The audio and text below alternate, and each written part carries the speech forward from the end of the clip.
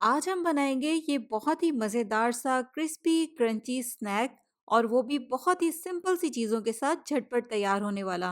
हल्की फुल्की भूख में चिप्स और निम्को की तरह इसको एंजॉय करें या चाय के साथ सर्व करें। बहुत ही मज़े की रेसिपी है। अस्सलाम वालेकुम, मैं हूँ Sadia Uzair. Welcome back to Sadia Uzair's kitchen. Video को लाइक शेयर और चैनल को सब्सक्राइब भी ज़रूर कीजिएगा क्योंकि आपको मिलेंगी मेरे चैनल पर इस तरह की बहुत सारी मज़े मज़े की नई नई क्रिएटिव और ऑथेंटिक रेसिपीज़। बिस्मिल्लाहिर्रहमानिर्रहीम। सबसे पहले यहाँ पर हम डायरेक्ट एक कुकिंग पैन में या फ्राइंग पैन में कुछ चीज़ों को मिक्स कर लेंगे, लेकिन अभी हमें इसके नीचे फ्लेम ऑन नहीं करना, अभी फ्लेम ऑफ है। सबसे पहले इसमें शामिल करेंगे 200 ml पानी। ये 250 ml वाला कप है और 200 ml यहाँ पर आप देखें एक कप से थोड़ा सा कम है। अब आपके पास कप का साइज जो भी हो, आप इस तरह से एक कप से थोड़ा सा कम पानी ले लें। अगर 1-2 टेबल स्पून पानी कम ज़्यादा भी हो जाता है तो कोई प्रॉब्लम नहीं है। अब साथ ही इसमें मेजरमेंट वाले कप से नापकर 1/3 कप मैदा शामिल कर देंगे।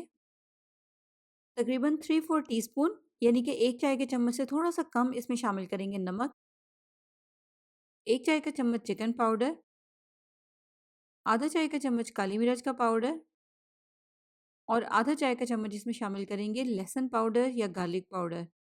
अगर आपके पास गार्लिक पाउडर नहीं है तो आप फ्रेश गार्लिक को पीस कर भी इसमें शामिल कर सकते हैं। तो बस अब इन सारी चीज़ों को पहले अच्छी तरह से मिक्स करेंगे। मैदा पानी में मुकम्मल तौर पर मिक्स हो जाए, इसमें कोई भी गुठली ना रहे। फिर इसमें शामिल करेंगे 1 टेबलस्पून ऑयल। ऑयल या घी आप कोई भी ऐड कर सकते हैं। इसको भी मिक्स कर लेंगे। तो देखें सारी चीज़ें अच्छी तरह से पानी में मिक्स हो गई हैं। अब इसको हम रखेंगे चूल्हे पर। अब फ्लेम इसके नीचे हमने मीडियम लो के दरमियान में रखना है और लगातार हिलाते हुए इसको पकाना है। कंटिन्यू हिलाते हुए इसको जब पकाएंगे तो थोड़ी सी देर में ही ये थिक होना शुरू हो जाएगा। देखें जैसे जैसे पानी गर्म होगा साथ के साथ ये मिक्सचर भी इस तरह से थिक होता जाएगा। अब जब इस मिक्सचर की थिकनेस कुछ इस तरह की हो जाएगी, ये इकट्ठा हो जाएगा, तो फिर इससे ज़्यादा हमें इसको नहीं पकाना। इसको हमें पकाकर इससे ज़्यादा ड्राई नहीं करना। बस अब इसके नीचे फ्लेम को ऑफ करेंगे और इसको एक मिक्सिंग बाउल में निकाल लेंगे। इस तरह से इसको हिलाते हुए सिर्फ 1 आधे मिनट के लिए थोड़ा सा ठंडा कर लेंगे क्योंकि ये बहुत तेज़ गर्म है, डो तैयार करने में मसला होगा। लेकिन सिर्फ 1 आधे मिनट के लिए ही इसको इस तरह से हिलाते हुए ठंडा करना है, क्योंकि अगर आप इसको इससे ज़्यादा ठंडा करेंगे तो फिर ये जमने लगेगा। बस अब साथ ही इसमें इतनी क्वांटिटी में कॉर्नफ्लोर ऐड करेंगे जिससे कि हमारी डो तैयार हो जाए। यहाँ पर मैंने इसमें 200 ग्राम कॉर्नफ्लोर ऐड किया है, लेकिन मिक्सर में जितना पानी है, इसमें जितना मॉइस्चर है, तो उसके मुताबिक कॉर्नफ्लोर की क्वांटिटी थोड़ी बहुत कम ज़्यादा भी हो सकती है। मिक्स करके आप इसको चेक कर लीजिएगा। कॉर्नफ्लोर शामिल करने के बाद आप देखें पहले मैंने इसको थोड़ा सा चम्मच से मिक्स किया है। उसके बाद इसको हम इस तरह से हाथ से अच्छी तरह से मिक्स करेंगे, जैसे कि आटा गूंथते हैं। बस यहाँ पर हमें इस गीले मिक्सचर में कॉर्नफ्लोर को बहुत अच्छी तरह से मिक्स करना है ताकि इसकी एक डो तैयार हो जाए।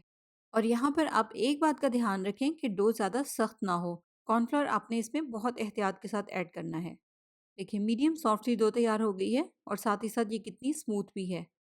बस इस तरह से डो तैयार करने के बाद फ़ौरन से इससे हम स्नैक तैयार करेंगे। इसको हमें रखना नहीं है वरना ये सख्त हो जाएगी। तो इस तरह से डो के ऊपर हम थोड़ा सा खुश्क मैदा लगाएंगे ताकि बेलते हुए ये स्टिक ना हो। इसके बाद हम इस तरह से इसको एक बेलन की मदद से बिल्कुल बारीक बेल लेंगे।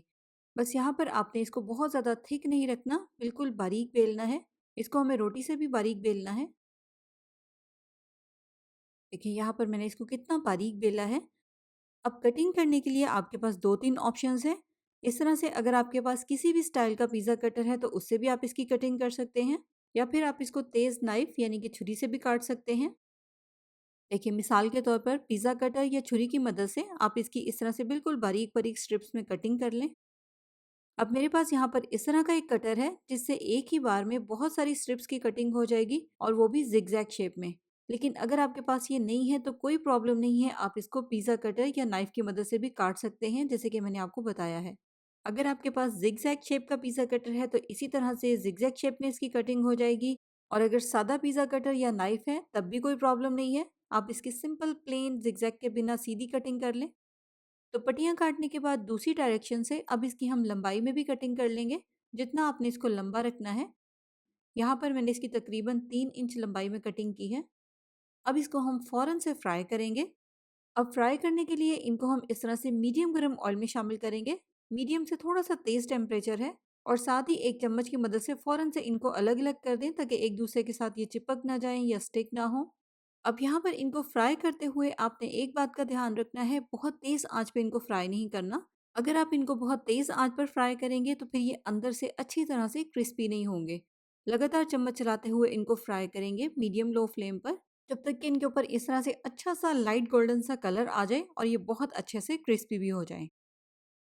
तो लीजिए मज़ेदार सा क्रिस्पी क्रिस्पी सा स्नैक यहाँ पर हमारा तैयार हो चुका है और वो भी कितनी सादा सी चीज़ों के साथ।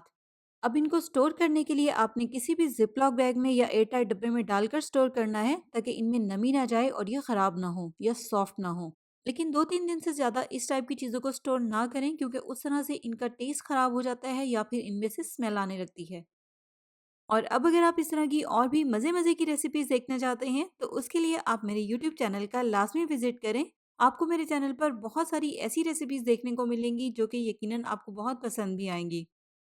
नई रेसिपीज़ के लिए चैनल को सब्सक्राइब करके नोटिफ़िकेशंस भी ज़रूर ऑन कर लें, ताकि नई आने वाली कोई भी रेसिपी वीडियो आपसे मिस ना हो। तो लाइक, शेयर, सब्सक्राइब और कमेंट करके ज़रूर बताइएगा कि रेसिपी कैसी लगी। अपना बहुत सा ख़्याल रखिएगा, दुआओं में याद रखिएगा। Thank you for watching. अल्लाह हाफ़िज़।